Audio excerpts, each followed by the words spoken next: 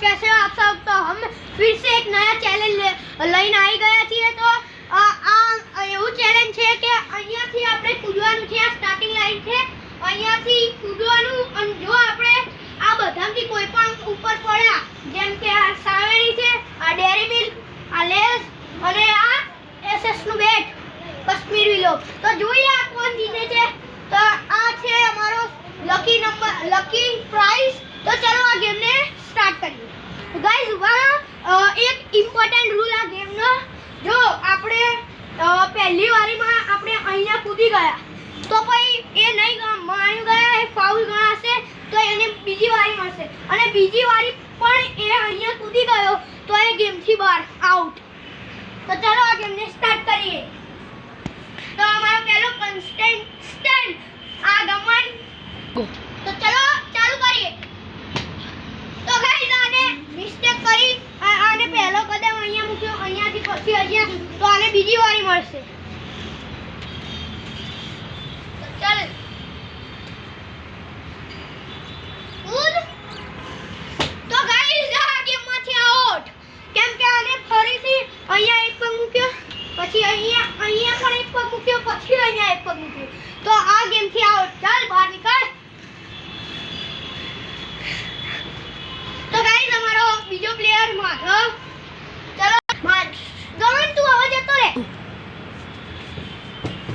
ઓ તો ગાઈસ આને બહુ મોટી મિસ્ટેક કરી, અને અહીંયા ઊંધી આને કરેક્ટ કર્યું, અહીંયા સામે ઊંધી, પછી આને એક સ્ટેપ લઈને અહીંયા આવ્યો, તો ચલો આને બીજી વારી મળશે।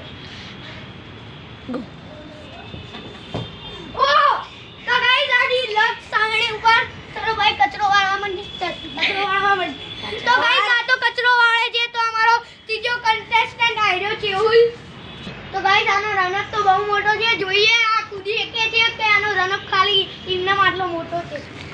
એ ત્યારે કચરો વાળે। તો ગાઈસ આને પણ મિસ્ટેક કરી દીધી।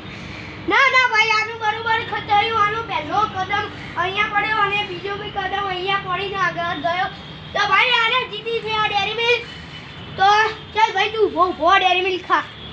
તો ગાઈસ હવે ફાઇનલ મારી વારી। તો ગાઈસ આજ કહેતો તો મને કે કેટલો મોટું રનઅપ લે, આને તો કેટલું લીધું એ તો જો અહીંયાથી અહીંયા સુધીનું લીધું। તો ગાઈસ હવે મારી વારી।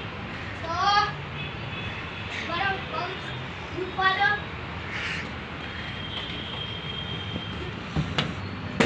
તો ગાઈસ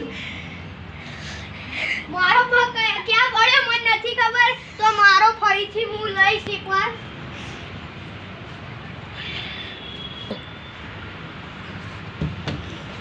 આ ભાઈ મારો પહેલો કદમ લેસ ઉપર પડ્યો આ વખતે। તો ગાઈસ આ લેસ છે મારી ને ગાઈસ ડેરી મિલ્ક મારી, પણ આ એસએસ તો બેટ તો બચારું કોઈનું ના થઈ શક્યું। તો ચલો ભાઈ આને ફેંકી દઈએ। ગાઈસ ના ફેંકાય, બહુ ઊંધું આવે। તો ચાલો આ વિડિયોને હું કરું છું એન્ડ, તમને ગમ્યો હોય તો લાઈક, સબસ્ક્રાઇબ અને શેર કરતા રહેજો। તો બાય।